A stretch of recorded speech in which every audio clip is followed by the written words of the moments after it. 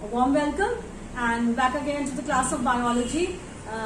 In the previous class, we talked about the structure of the cell, in which we discussed the differences between eukaryotic and prokaryotic cells, and we also talked about the difference between a plant cell and an animal cell.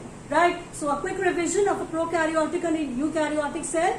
Prokaryotes do not have the presence of a well-defined nucleus. Right? What is a well-defined nucleus? The presence of the nuclear envelope, the nucleoplasm and the nucleolus is not present in the prokaryotic cell, whereas it is present in a eukaryotic cell. Right? So in a prokaryotic cell, there is the presence of nucleoid, right, which is equivalent to a single chromosome, whereas in the nucleolus there are many that are present in the eukaryotic cell, right? So we also discussed that all the membrane-bound organelles are absent in a prokaryotic cell, whereas the membrane-bound organelles are present in a eukaryotic cell.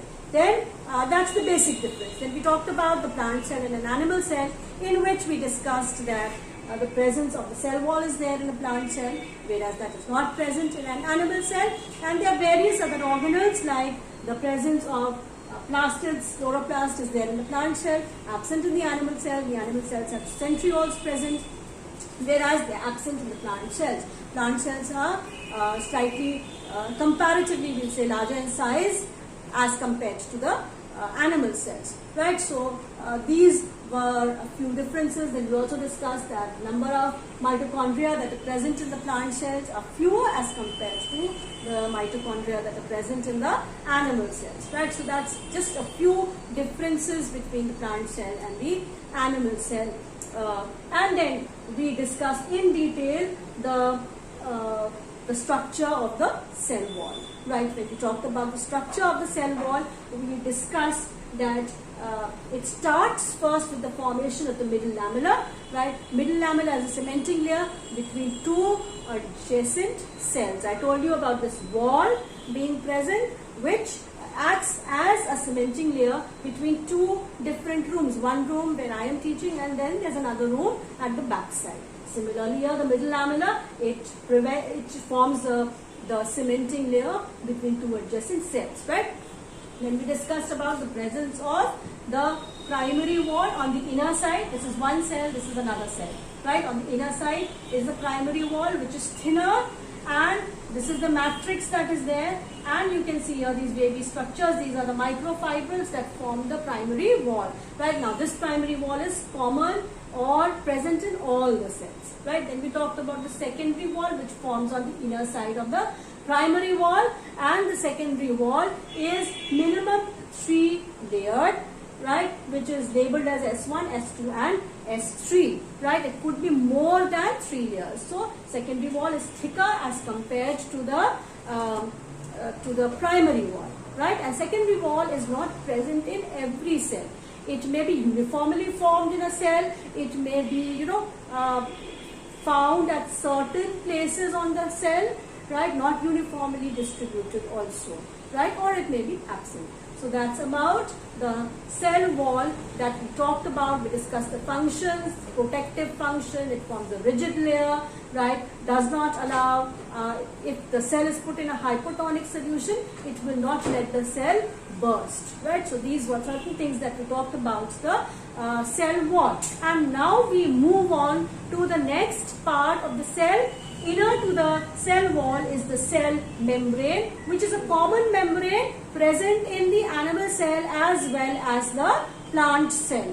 Right? So we will start with the cell membrane, and we will talk about the two basic modules. One was the lamellar module and the other is the mosaic module. Right? So the most prevalent, of course, is the mosaic module. But then we will talk about the lamellar module also. We come to the cell membrane part, right? The cell membrane, now the cell membrane, this term was originally used by Naegeli and Kramer, right? Naegeli and Kramer were the scientists who had used the term cell wall, right? Okay. So the cell wall, it is a membranous covering of the protoplast. If you see here, the red line that I've drawn, that represents the cell membrane. It is a membranous covering of the protoplast, right? All the contents inside the cell. Membranous covering. This was discovered by Schwann. If you remember, we talked about Stielsen and Schwann, a German botanist Schwann, so zoologist, right? So he had discovered the cell membrane, right? And membranes we see also occur inside the cytoplasm of eukaryotic cells, right, as covering of several cell organelles, right? Membrane bound organelles. There's in the eukaryotic cells there are so many organelles which we refer to as the membrane bound organelles. So a membrane is present over them, whether it is the nucleus, the mitochondria, plastids, the lysosomes, Golgi bodies, peroxisomes, etc. all have a membrane, right? So they line the endoplasmic reticulum also, right? So of course vacuoles are also separated from the cytoplasm by the presence of a membrane which is known as the tonoplast, right? So all membranes, whether they are external plasma membrane, right, or internal, are now called as cell membranes or biomembranes. Internal means the membranes that are present over the covering of cell organelles, right? So they are known as biomembranes or cell membrane. Now, if we talk about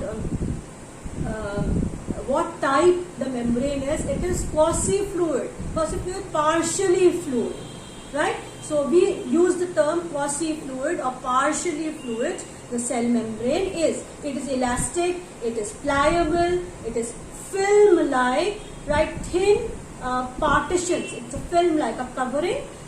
It is a kind of partition that separates the various organelles in the cytoplasm, right? By that membrane only one organelle is separated from the other in the cytoplasm, right? All the biomembranes are, we can say, they are selectively permeable, right, for solutes, but they are semi-permeable for water. Selectively allows only selected solutes to enter into, and semi-permeable for water. They are dynamic in nature, and any injured part of the membrane can be repaired in no time, right? So that is how dynamic the cell membrane is, right?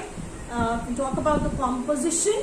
Basically, the cell membrane is made up of lipids and proteins, right? So you can see here I have drawn this layer here. It is a lipids bilayer, and here we can see proteins, right? So the basic composition is lipids and proteins. They are present in the cell membrane. Apart from the lipids and proteins, there are of course the carbohydrates, water, and so many other glycolipids. I mean the different types of lipids also that are present. Apart from that, water and carbohydrates are also present. Some acids are present also, right? So that's about the chemical composition of the cell membrane. Now I told you there are various models that were proposed by different scientists, right, explaining the structure of the cell membrane. But the most common thing was the presence of a bilipid layer and the presence of proteins, right? So they were variously explained, and the most recent and the most accepted model of the cell membrane is the fluid mosaic model, right? So other than that, there was a lamellar model also proposed by certain scientists, which were also known as sandwich model, right? What do you understand by sandwich? Simply, if we take two slices of bread and we keep butter or any other thing, cheese, that is a sandwich, right? So a sandwich model, the lamellar model, was also known as a sandwich model, which were proposed by two scientists, Danieli and Davidson.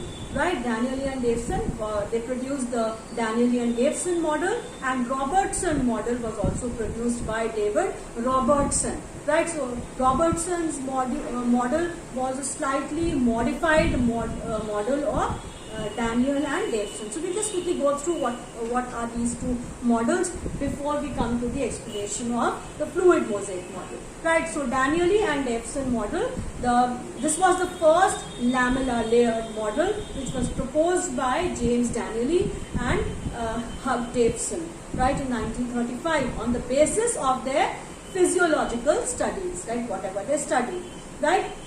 Now they explained this, of course, to be a biomembrane which contains 4 molecular layers, right. 2 layers of phospholipids, this remains the same, right, 2 layers of phospholipids and 2 layers of proteins. So what they explained was that there are some protein molecules that are present over here in a rounded structure. Some protein molecules like this were present, and each protein molecule was covered by a layer of water, right. So that is what they explained. So the phospholipid layer was there. Apart from that, layer of proteins were present which were covered by water, right. So it says here phospholipids, it formed a double layer. The phospholipid layer is covered on either side by a layer of hydrated, means water, globular proteins, globular rounded proteins with a layer of water. So that was hydrated globular protein molecules, right. The hydrophilic, now if you look at the lipids over here, there are 2 ends, hydrophilic polar heads and hydrophobic tails, non-polar tails, right. Hydrophilic heads, you can see this head-like structure, hydrophilic, love towards water, hydrophobic, not having an affinity towards water. So the tail parts were hydrophilic. These are also referred to as non-polar. Hydrophilic is polar. Hydrophobic, non-polar, tails, hydrophilic, polar heads. Right? So that is how the lipid molecules were arranged. The 2 are held together by electrostatic force. These 2 molecules, we can say, of lipids are held together by electrostatic force. The hydrophobic non-polar tails of the 2 lipids are directed towards the center. You see here, hydrophobic non-polar tails, they are directed towards the center, right, by hydrophobic bonds, right. So that was the Daniel and Davidson model. Now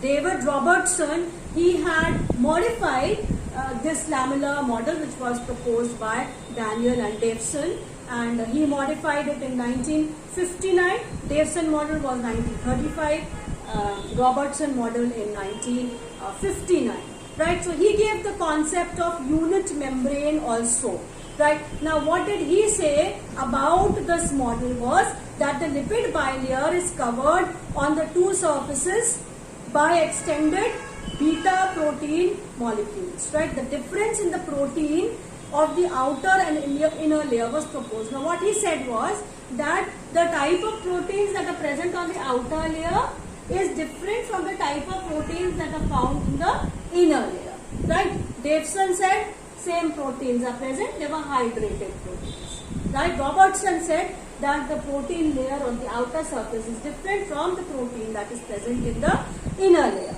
right. So that was the basic difference that he proposed, and he also explained about the unit membrane, and he said that all membranes are almost similar, all the biomembranes are unit membranes, and there may be multiple unit membranes also present, right. Now whatever these 2 scientists had explained, there were certain we can say things that they could not explain, right, about the permeability of water, right, permeability of membranes to water, because these do not have, the lipids would not as such allow water to pass through, right. Water has little affinity towards phospholipids and electrolytes, right. So they could not explain certain things, and so a more modified model, which was known as the mosaic model or the fluid mosaic model, which was proposed, which is the most recent model, right, of a biomembrane, which was proposed by Singer and Nicholson, right. So now this model was proposed by Singer and Nicholson. The most recent model by Singer and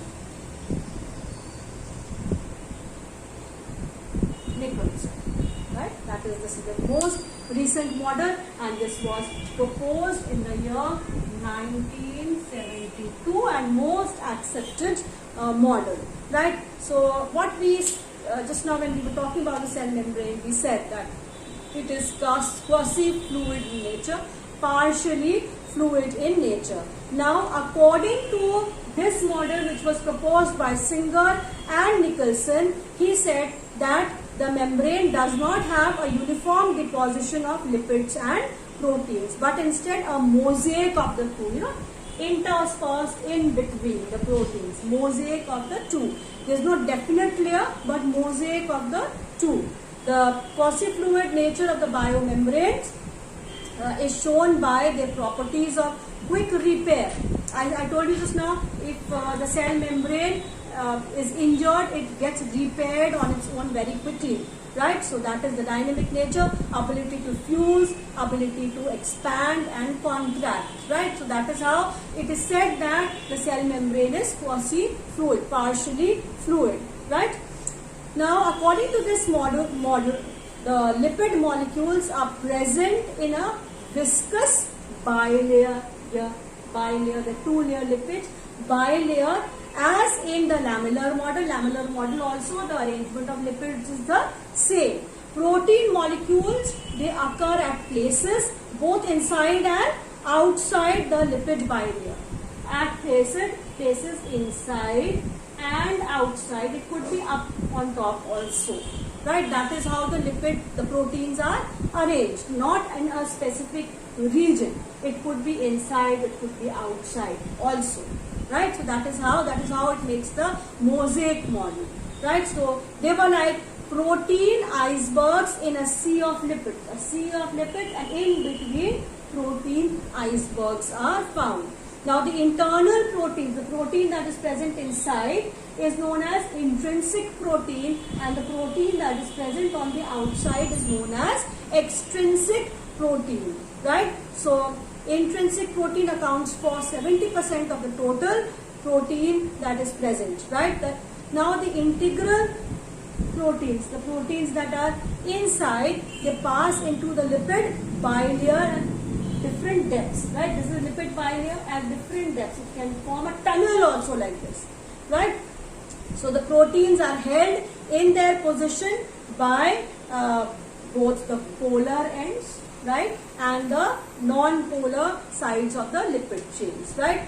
The extrinsic proteins or the peripheral proteins, extrinsic on the outer side, these proteins are located superficially on the two surfaces of the membrane. Means it could be here also and it could be down also. Right? These can be extracted easily as compared to the intrinsic proteins to be extracted from that. So the extrinsic proteins can be removed by mild treatment, whereas it is slightly difficult to remove the intrinsic proteins because they are submerged right inside.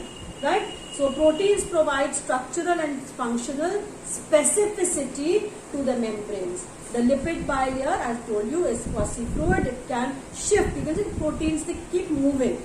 Right?